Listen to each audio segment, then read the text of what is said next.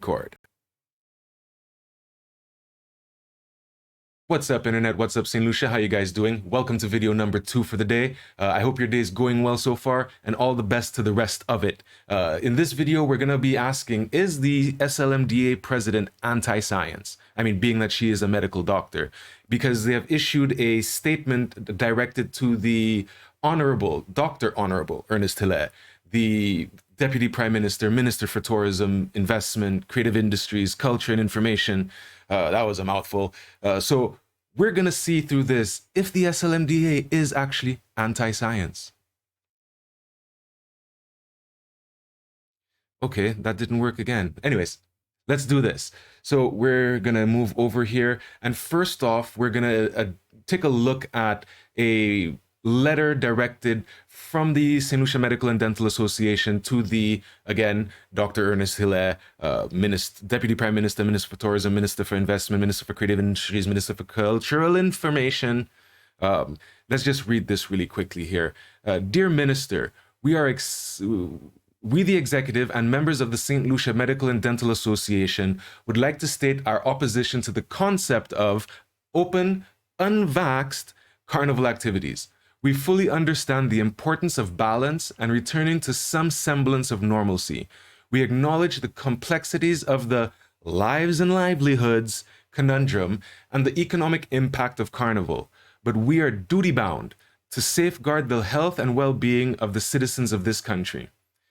The strategy alluded to in this week's press release is far from being the safe and most responsible approach to hosting a mass crowd event during a pandemic, particularly in the context of increasing COVID-19 cases and hospitalizations. Yeah, we're going to check out some of the numbers on that a little bit later on. Where are we here? As physicians, we are fully aware that the paucity, so I actually had to take pause and Google what paucity is. So let's just take a quick look at what Google tells us it is. Because I love doing this. You know, I love words, I know words, but I'm not going to know every word. And don't be shy when you see a word to just Google what it means. So paucity is the presence of something only in small or insufficient quantities or amounts. Scarcity. Now, I think the very big thing about this here is this word here. Right? Insufficient. Let's do it better here. I think this is the most relevant aspect of this for us, as far as her choosing to use the word paucity, right? The presence of something only in insufficient quantities, right? So let's go back to what we were reading. Right, so where did she use that? As physicians, we are fully aware that the insufficient quantity of paucity social activities during the pandemic has had far-reaching negative impacts for the mental health of our people, but we cannot and will not, in good conscience, support the sanctioning of unsafe mass crowd events. So let's take pause for a second. On one hand, she's saying that they are duty bound. Let's find it specific, right? But we are duty bound to safeguard the health and well-being of the citizens of this country, right? Okay. So as physicians, they understand that the lack of social activities during the pandemic has had far-reaching negative impacts for mental health, right? But they cannot in good conscience support an activity that will increase the mental health of the nation because they're afraid of the numbers increasing. You know, we must, as a country, prioritize the well-being of our people and education of our children. So where does the president of the St. Lucia Medical and Dental Association rank mental health and physical health on her scales of importance and priority, right? Given that COVID has proven to be, especially after Omicron, right? Because we can debate about Delta, Alpha, and all these other waves, but especially after Omicron, we can see that the physical risks of severe illness and or death are extremely small as compared to the far-reaching negative impacts mentally that the response and reactions to COVID have had on its population. And I don't have it pulled up now, but we'll get into this when we do a bigger expose on COVID in St. Lucia. According to the CDC, if you have anxiety or stress-based disorders, you have a 28% increased likelihood of a severe illness and or death. And stress, anxiety, all these mental illness issues stem from the paucity of social activities, right? And that's why I was a big advocate against having a vaccinated only carnival. I got a brain fart for a moment here. So let's see. Well, what time are we at here? All right, we're good. Let's continue this. Where are we at?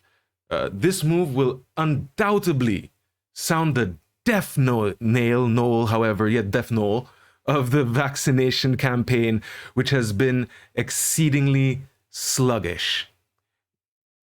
So that's her concern. Her concern is not about the mental well-being, socialization, cultural relevance, cohesion of, carnival and what it can provide, the benefits to people. But her concern is the vaccination campaign, which in my opinion, we'll get into that a little bit later in this video as well, in my opinion was actually a smashing success. Unlike how she's saying it has been exceedingly sluggish. Last paragraph, we strongly recommend that this decision to reconsider and that we strongly recommend that this decision be reconsidered and that vaccination be requirement for all attendees of carnival events. Failure to do so will abnormally impact our members, fellow healthcare providers, and the nation's fragile healthcare infrastructure. Okay, great. All right, let's see, where are we going at here now? Let's go back to the website. So let's deal with the press release that she was referring to, where they made the announcement, right? And they kind of did it in a very smart way. That's one thing I'll give Ernest Hilaire his credit for.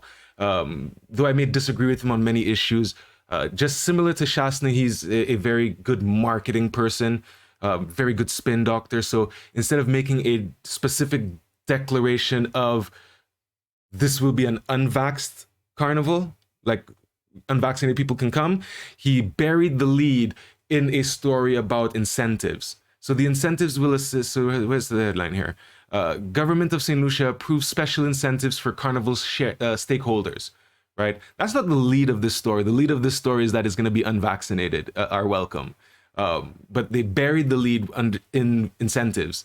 So here we go. The government of St. Lucia, through the Ministry of Tourism, Information, Creative Industries, Culture, and Information, has continued plans for the successful hosting of St. Lucia Carnival 2022. Since the announcement of the Carnival Planning and Management Committee and the Carnival Music Management Committee, the planning for the Lucian Carnival has kicked into high gear. St. Lucia Carnival is the island's premier cultural activity and one of the biggest economic drivers in the calendar year. To maximize the benefits that comes along with St. Lucian Carnival, the ministry along with the Cultural Planning and Management Committee has been in consultation with the Ministry of Health to chart the way forward for the festivities. One key point to note from our consultations is that St. Lucian Carnival will be open to both vaccinated and unvaccinated persons. Congratulations, hear ye, hear ye, hear ye. Do I have something that I can play for this? Because I really just want to yell out, awesome. I was against this from the beginning, so I'm very happy to see that. Now, back to it. However, more precise guidelines will be provided on the procedures for participation in the Islands Carnival in the coming weeks. The Minister Hilaire stated, quote, "I am very pleased to see the vibrant return of our premier cultural showcase. St. Lucian Carnival 2022 is in high demand at the moment and promises to be on a similar level to that of 2019. We have also put in place several incentives and measures that will help carnival bands and event promoters recover from the 2-year absence. Now, this is super important. Let's highlight this. This part here, get you out the way, buddy.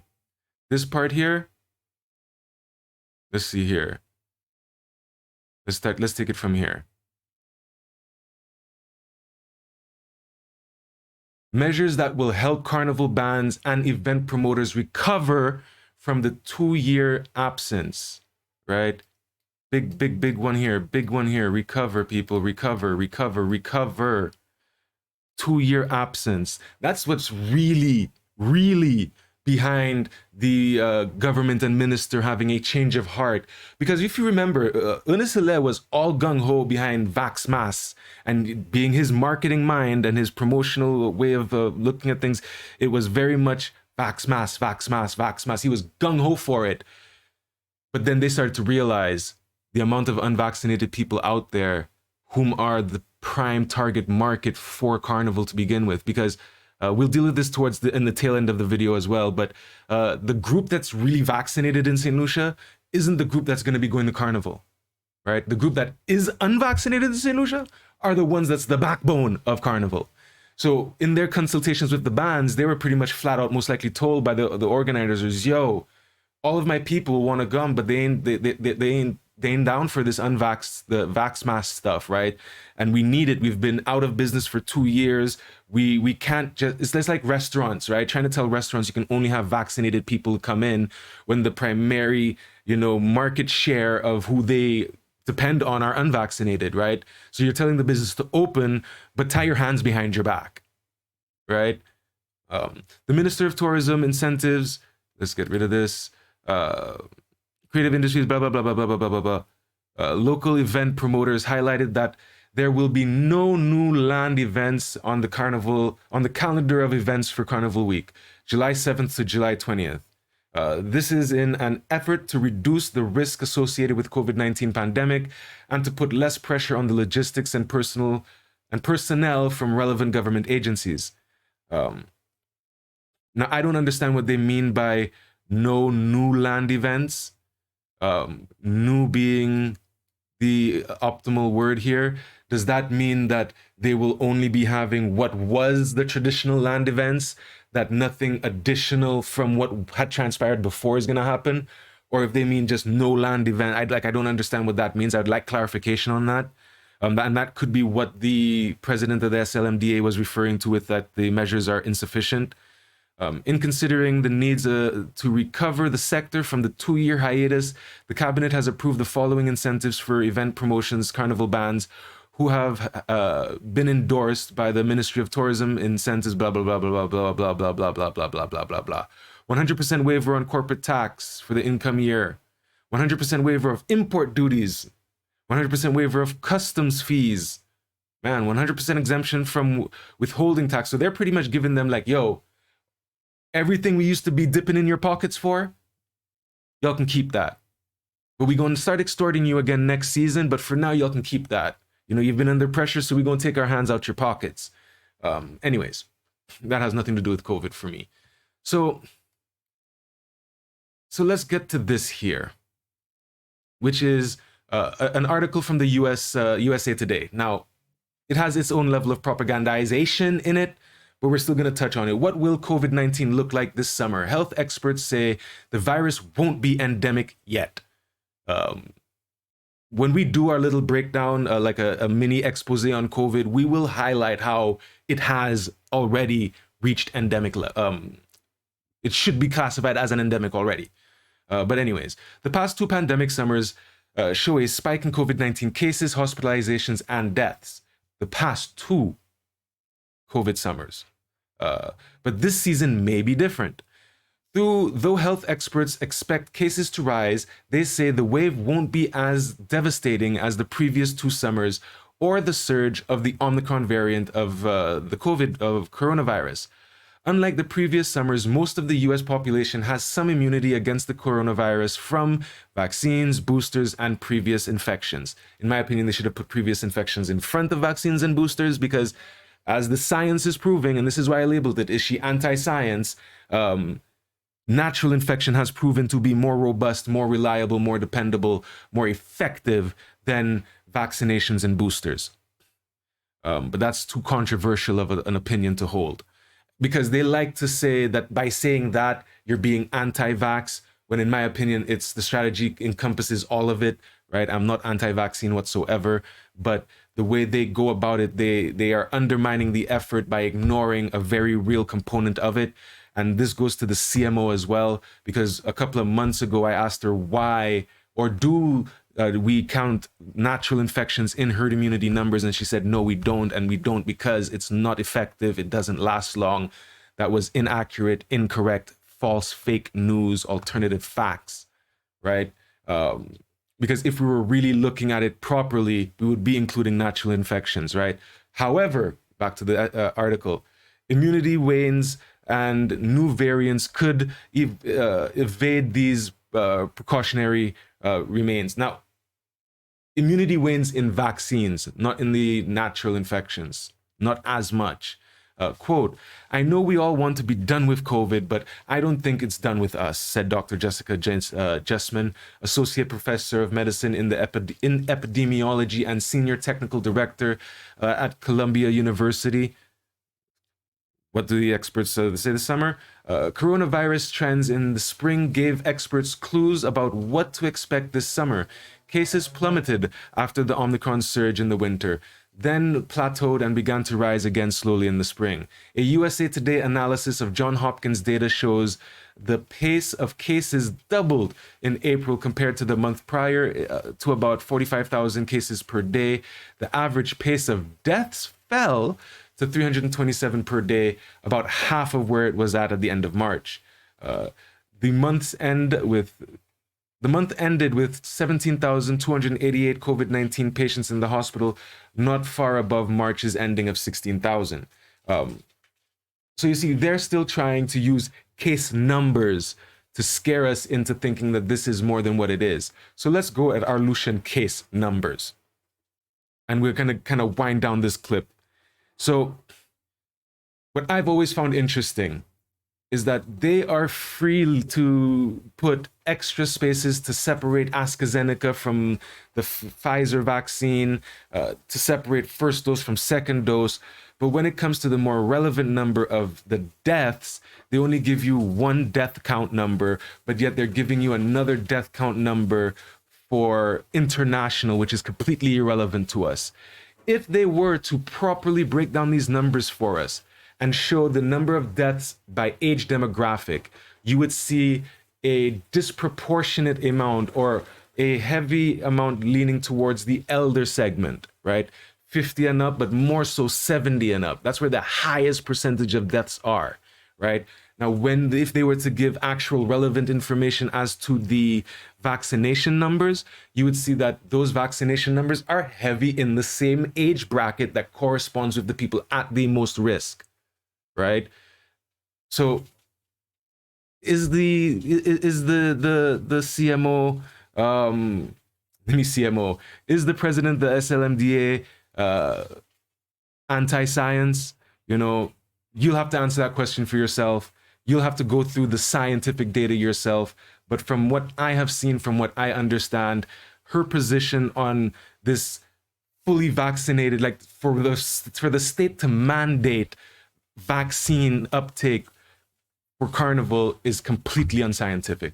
There is no basis in science to support that. And I challenge her to put forward an argument that does support mandating vaccination for mass crowd events like carnival, right? And if she is brave enough to put forward that argument without getting personal, I will respond to that with my argument and scientific information why that is not the case. So thank you for coming in for this second video. If you want to be here when these videos are recorded live, you can join me on my personal channel, Jody A. Von Wall. We are live right now while we're doing this. But again, thank you to everybody who's shown support. Like, share, subscribe, all that good stuff. And I am now going to jump into creating video number 2 for the day. So be strong, stay safe, and God bless St. Lucia.